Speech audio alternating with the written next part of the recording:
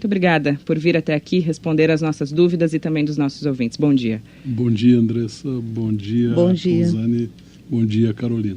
Bom, a gente recebeu a notícia do repasse de 20 milhões de reais nesses próximos dias. O quanto isso vai ajudar a resolver nesse momento a situação dos hospitais aqui do interior do Rio Grande do Sul? Na realidade, hoje estamos fazendo o repasse de 20 milhões correspondente a um saldo de outubro que precisávamos repassar por conta dos atendimentos de média e alta complexidade. Ficamos ainda com uma dívida de incentivos no valor de 180 milhões, que pretendemos pagar pelo menos a metade ainda este mês. Até a semana que vem, então. É o que estamos nos esforçando para fazer. Isto representa um atraso de 2 meses dos incentivos devidos pelo governo do estado. Ao finalizar o mês, teremos já o mês de outubro também como atrasado, que passará a ser 3 meses, e nós esperamos que não chegue a isso. Bom, com certeza a gente está falando de uma época de transição, o senhor e o governo atual vão deixar uma herança e dívidas para o próximo governo. Com certeza as contas ainda estarão atrasadas em janeiro, é assim esse panorama que a gente tem agora. Historicamente é assim que acontece no estado, né? Quando nós recebemos o governo, recebemos com uma dívida de 600 milhões. E durante esses 4 anos, nada mais fizemos do que administrar essa dívida e amortizá-la. Conseguimos amortizar 420, porém o gerador da dívida continua a existir. Estamos chegando ao fim deste mandato com uma dívida similar. Esse fato de fazermos a equalização da dívida e a crise financeira que tivemos ao longo destes anos nos fez trabalhar sempre com um déficit na saúde, mas procuramos gerir esta questão para que não houvesse prejuízo aos hospitais. O senhor fala numa dívida muito parecida com a que foi recebida pelo atual governo, quer dizer, 600 milhões ficam para o governo que vem. Essa é a estimativa que se tem agora? É uma estimativa que se tem.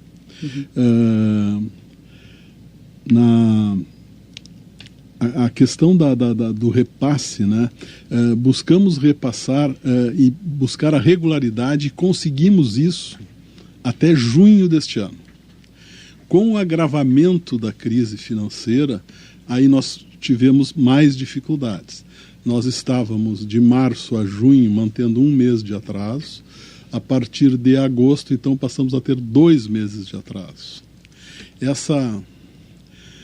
Essa dificuldade impactou alguns municípios. Eu digo alguns porque nós temos 497 municípios, nós temos 230 hospitais. Agora, neste momento, em torno de 20 e poucos, não conseguiram resistir à pressão da dívida e resolveram suspender abruptamente os serviços. Agora, para o nosso ouvinte que precisa dos serviços de saúde e que ouve todos os dias essas notícias de que cirurgias eletivas foram canceladas, que exames não estão sendo feitos, né? Qual é a recomendação para o senhor? Qual é a saída para essas pessoas? Primeiro, temos que ter um pouco de paciência e estamos buscando equacionar, junto com os municípios que continuam atendendo, soluções específicas para estas referências. Canoas, por exemplo, era referência para 150 municípios e que em uma semana nós temos alguma dificuldade de colocar estes pacientes em outras unidades. Mas estas negociações estão acontecendo. Existem municípios que não só não pararam o atendimento, como aumentaram, como é o caso de Porto Alegre. Porto Alegre está aumentando o número de serviços. Acaba recebendo a demanda dessas outras cidades. E nós estamos em negociação para tentar colocar pelo menos parte dessa demanda em Porto Alegre. Evidentemente que Porto Alegre não tem capacidade para receber toda a demanda em uma semana. Precisa haver uma organização deste fluxo. O senhor fala em paciência, mas paciência para quem espera um exame há bastante tempo, alguns há meses, talvez pessoas que esperem há anos, como a gente recebe aqui mensagem, é muito difícil de pedir isso, né? Imagino que para o senhor também seja difícil pedir paciência para quem está na fila para um exame, para quem está doente. Qual é a solução mais rápida que vai se encontrar? Porque, como o senhor bem disse, Porto Alegre não vai conseguir absorver toda essa demanda. Não existem soluções rápidas nem mágicas. O sistema de saúde ele vem acumulando esse tipo de dificuldade ao longo dos anos e está chegando à beira do colapso, mesmo sem a nossa crise aqui do estado do Rio Grande do Sul. Entretanto, aonde se encontra um espírito público dos gestores e uma boa vontade, a gente consegue articular aumento de atendimento e repassar pacientes desta para aquela referência. Quando eu digo paciência, eu estou falando em questão de dias, no sentido de que dê tempo da gente organizar aquilo que fomos subitamente... o problema que foi subitamente apresentado para nós. Secretário? Carolina. O senhor, pela segunda vez o senhor usa essa expressão, uma suspensão abrupta dos serviços, repentinamente um problema que apareceu. O senhor, na sua análise, acredita que esses hospitais não deveriam ter suspendido o atendimento? Não era o caso de ter suspendido o atendimento? Certamente. O que está acontecendo? Porque o que os hospitais alegam é que eles não têm condições de atender porque não têm recursos.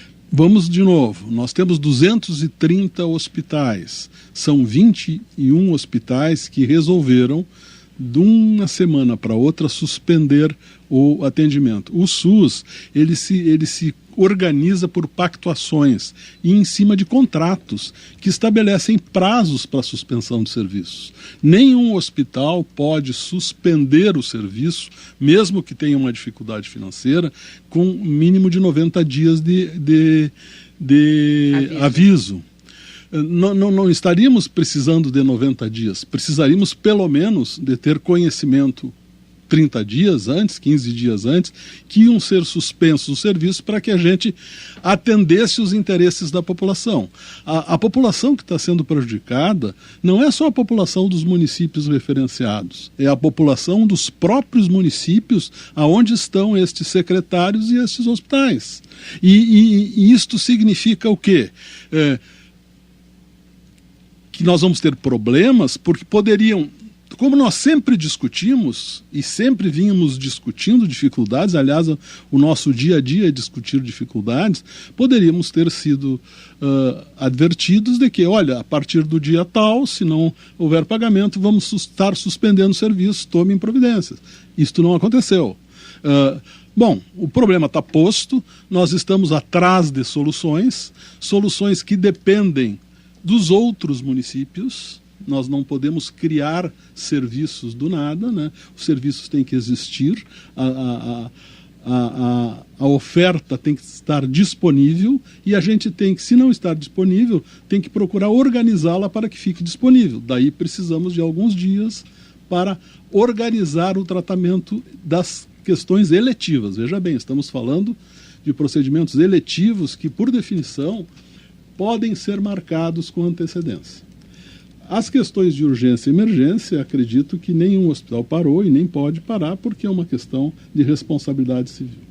Bom, o senhor disse que não houve esse contato. Qual é a negociação que se tem agora a partir desse repasse de 20 milhões? O senhor conversou, ou esses gerentes de hospitais, as pessoas dos hospitais, desses 21 locais, conversaram com a Secretaria da Saúde? Qual é a relação que se tem nesse momento para a retomada das consultas eletivas? Não conversaram, recebemos uma notificação de suspensão, passamos uma comunicação da necessidade de conversarmos, estamos aguardando um retorno.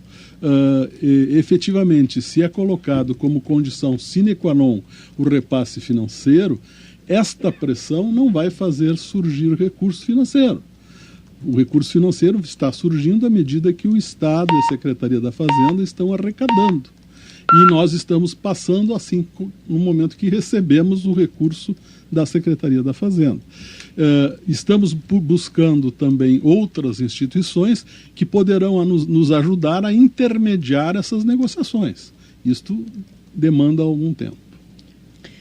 Ontem, quando a Secretaria da Fazenda divulgou a liberação desses 21 milhões, né, tem a promessa de um novo repasse, ficou a dúvida, como vocês decidem a distribuição desse dinheiro? Quem recebe primeiro ou para quem vai o dinheiro? Qual é o critério? A gestão é da Secretaria da Saúde. Sim, foi isso que a Fazenda disse. Nós liberamos a saúde. E a nossa regra é pagar o programa que está sendo pago, ou a rubrica que está sendo paga, igualmente para todos. Nós não pagamos isoladamente. Tá? Sim, mas isso na proporção dos atendimentos, essa é a dúvida. Porque são 21 milhões, é como se diz, graxa em focinho de cachorro, pouco pelo tamanho da dívida. Desculpe, é que nós recebemos o dinheiro da produção, é bom que se esclareça. Vamos esclarecer primeiro o que é produção e o que é incentivo, até porque para o ouvinte embarcar na nossa conversa. A produção de serviços é o seguinte, é o pagamento que o sistema de saúde faz por serviço prestado. Quer dizer, fez o exame, fez a consulta, fez a cirurgia. Recebeu tanto, fez um exame, recebeu tanto. O incentivo é uma liberalidade do governo que ele agrega recursos no sentido de melhorar a capacidade financeira do prestador. Isso é pactuado ao longo dos anos e este cofinanciamento é previsto em lei. A questão da produção de serviços, nós recebemos o recurso do Ministério da Saúde, mensalmente com uma defasagem de 18 milhões, às vezes mais, que o Tesouro do Estado coloca. O Tesouro do Estado, além do cofinanciamento, ele coloca um recurso, um suplemento no chamado Teto MAC, que é o apelido deste pagamento, para poder igualar e pagar todos os serviços prestados. Nós estávamos com um atraso desta complementação correspondente ao mês de outubro. E hoje estamos pagando com estes 20 milhões para todos os hospitais. Então, dependendo do que o hospital apresentou de produção, ele recebeu uma parte, que é em torno de 60%, que é o que o Ministério repassou, e nós estamos agora complementando o valor, que totaliza aproximadamente 20 milhões. Carolina. Secretário, eu gostaria que o senhor esclarecesse melhor para os nossos ouvintes, aquele que ficou sem o atendimento, que tinha uma expectativa de atendimento lá no seu município, ficou sem, e o senhor disse que agora, nos próximos dias, vocês estão tentando costurar uma solução. Quanto tempo para costurar essa solução? Porque nós já estamos praticamente no final do ano, né? Falta pouco tempo aí para o Natal.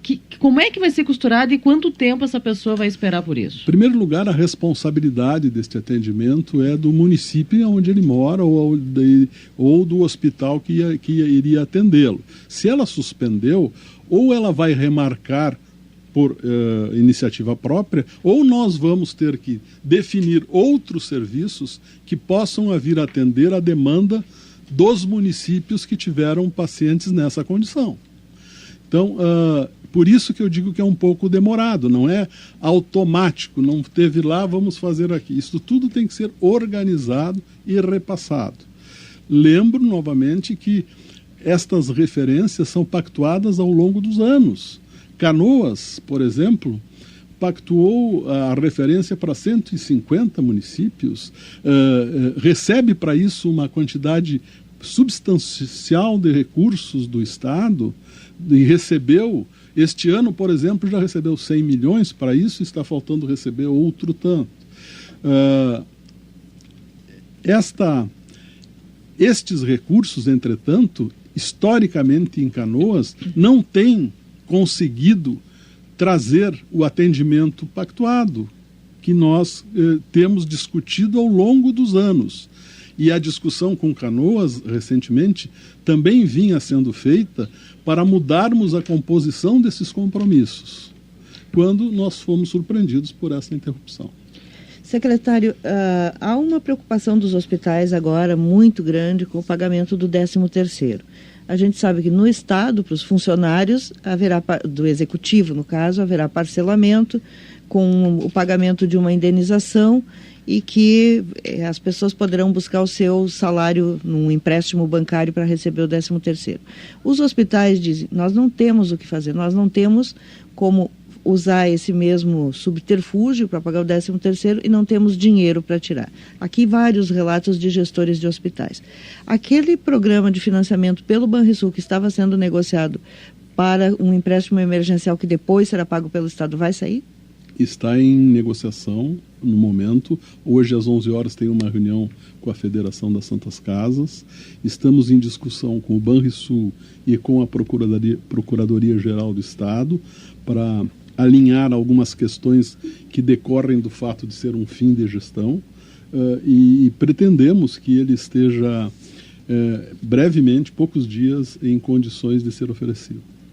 Secretário, falando um pouquinho do Mais Médicos e do reflexo que isso tem aqui no Rio Grande do Sul, qual é a expectativa da Secretaria para a reposição dos cubanos que estão saindo até o fim do ano, para a chegada de novos médicos brasileiros ou de outras nacionalidades?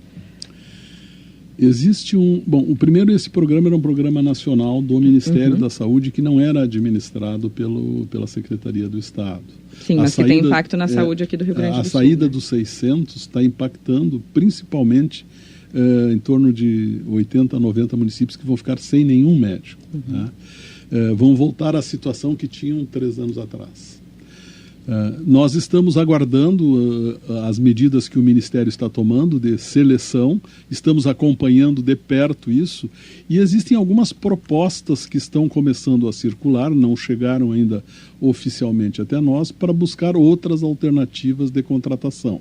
Acredito que a mais adequada é a contratação por intermédio do Ministério da Saúde e a gente espera que nos primeiros dias de dezembro isso esteja resolvido. Que já tem essa reposição de médicos, que já cheguem os novos, primeiros dias de dezembro, então. Essa é a expectativa. Isso é o que foi passado pelo Ministério da Saúde para a Secretaria. Que nós estamos trabalhando com esta colocação.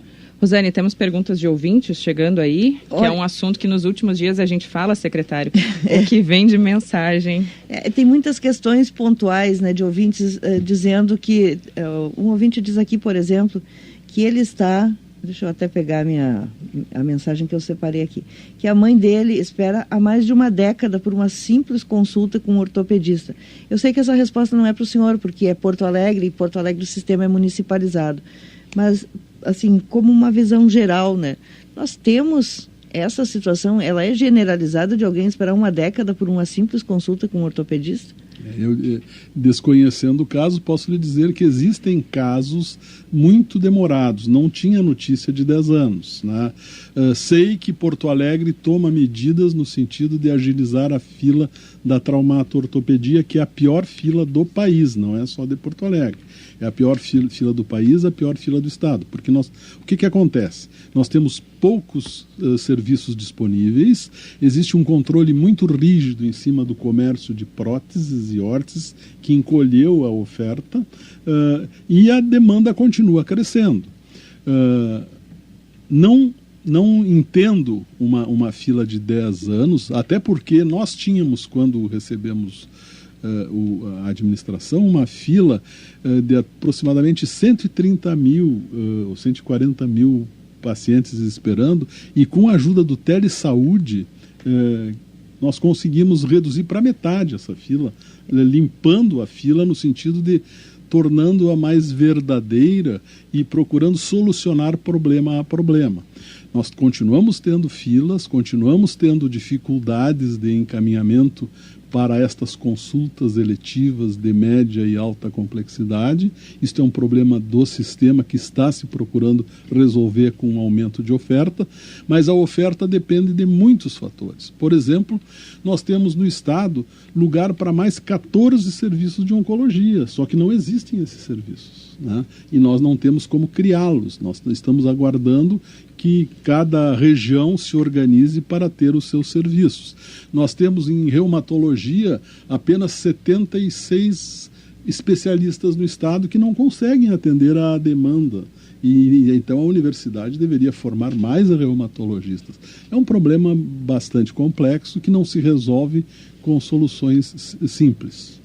Secretário da Saúde, Francisco Paz, conosco aqui no estúdio. O senhor tratando dessa transição, o que o senhor diria para o próximo secretário da Saúde? Eu sei que conselho não se dá, mas o que o senhor diria assim como um aprendizado desse último tempo?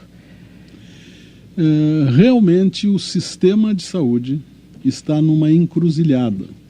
O SUS está frente a um problema grave. Ele precisa definir que tipo de universalidade ele vai realizar e qual é o financiamento para isso. O SUS é subfinanciado. É uma discussão que os secretários estaduais de saúde fazem em todo o país. Enquanto não se redefinir qual é o caráter da nossa universalidade e qual é a responsabilidade de financiamento, nós continuaremos tendo as mesmas dificuldades ou piores que essas. E de imediato, evidentemente, acredito que o novo secretário deveria tomar medidas em decorrência daquilo que fizemos durante o ano, no sentido de reorganizar o nosso sistema. Existem várias medidas em andamento, a principal delas é a organização definitiva da regulação, que nós estamos fazendo junto com Porto Alegre. Aliás, aqui queria deixar o registro da qualidade dos serviços que Porto Alegre tem trazido para o sistema de saúde, especificamente o nosso secretário Erno, que é uma pessoa muito competente, de alto espírito público, que nós teremos, com este sistema, a possibilidade de trabalharmos melhor esta questão dos atrasos e das filas. O país, as pessoas precisam entender que o sistema de saúde do país, apesar de oferecer uma infinidade de benefícios e tratamentos, ele não está ainda organizado para que isto aconteça. E precisa efetivamente de uma mudança conceitual a nível nacional. E a nível estadual, uma organização melhor da regulação que está em andamento e de controles que também estão em andamento. Essa regulação, essa mudança conceitual no Ministério da Saúde, agora já foi indicado, secretário da Saúde nós ainda não temos, mas ministro da Saúde já está definido, né? O que significaria na prática essa reorganização que o senhor fala? Está sendo proposto pelo Conselho Nacional do Secretário de Saúde uma adequação, primeiro do financiamento, tá?